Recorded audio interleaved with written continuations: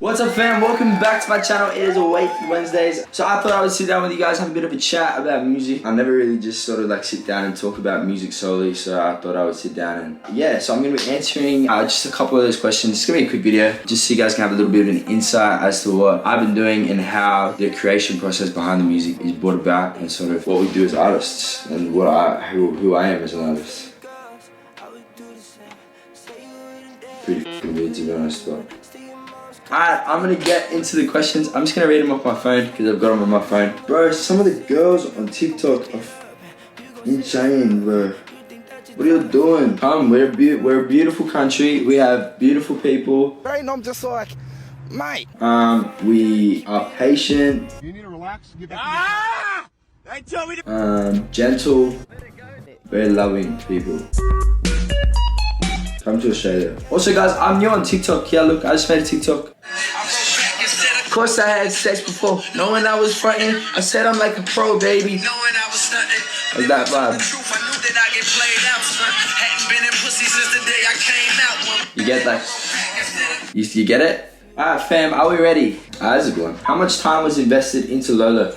Lola is a song that was written and produced by me, James, one of our other mates, Mess, in 2018. So it's quite an old song. I did it, I went up to Brisbane for like a week. You guys might have seen, if you guys follow me on Instagram and you guys are OG, you would have seen like little snippets here and there of the song. But yeah, I went up to Brisbane for about a week.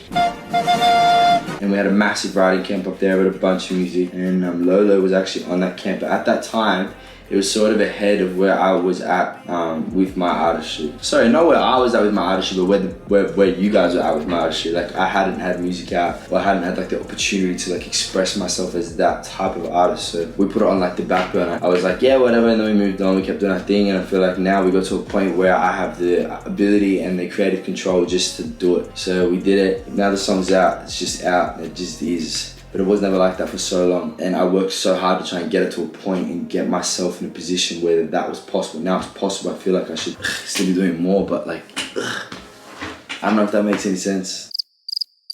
But this is why I do these videos, to try and help you make sense. Alright, next question.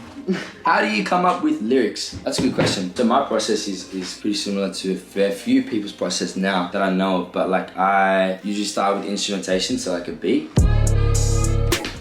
Manchester will start playing a beat, or James will start playing a beat. We turn the microphone off and I'm like, yo, hit record. And then we hit record, and then that's sort of just how it starts. And then I start like freestyling melodies. Hi.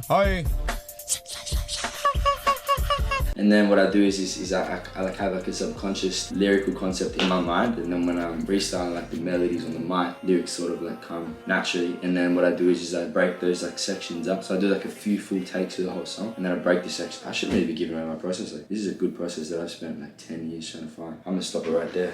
Nah, wicked.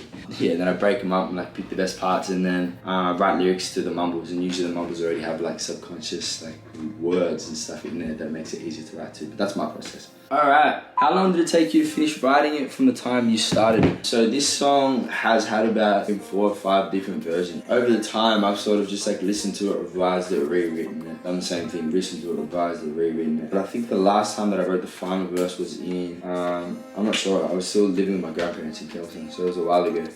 And I went outside to my car. It was just out the front, like parked in the driveway. I have like speakers and stuff like set up in my house. But for some reason I decided to go out to my car, and I wound the windows down and I blasted through the system, and I wrote the whole second verse in like, I think it was like 10 minutes or something. And I ran back inside. I said to like my friend, listen. Yeah, that was crazy. I remember that. But yeah.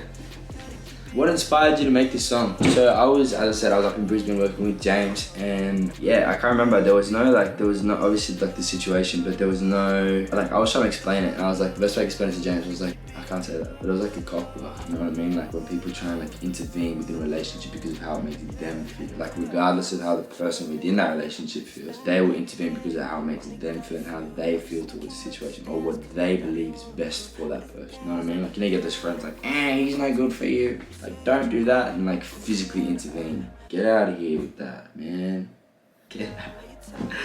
Where do you draw inspiration from? My like surroundings, to be honest. Like if I had like a crappy day, I'll go write a sad song. But yeah, whatever I'm surrounded with. So if I'm surrounded by negativity and anger and sort of like just negative vibes, like my music will reflect that on that day. And like everyone can tell, like everyone in the room is like, oh, like shit, what's it? Man, to be playing bass and like that one. So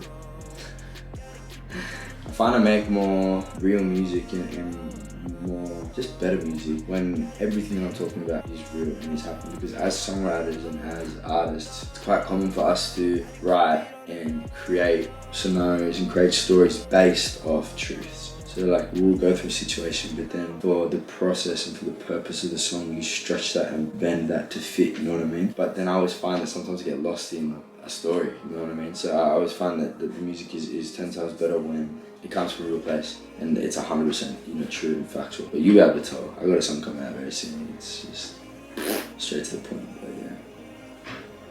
Alright guys, I'm gonna wrap it up there, but I just wanted to say a massive thank you for everyone for watching this video. I love you guys. We're back, we're doing our thing. Make sure you guys like this video, subscribe. We need 1 million subscribers. I would love to hit 1 million subscribers in the next whenever. Actually, yeah, it doesn't matter. I would love to hit 1 million subscribers. But yeah, make sure you guys keep commenting, keep liking the videos. Make sure you guys let me know what you want to see as well, if there's anything. And I'll make sure that I'm back here next Wednesday at 7 p.m. to do the exact same thing. Peace out guys, have an amazing week. I love you guys, positive vibes, and if you guys need me, yeah, love you.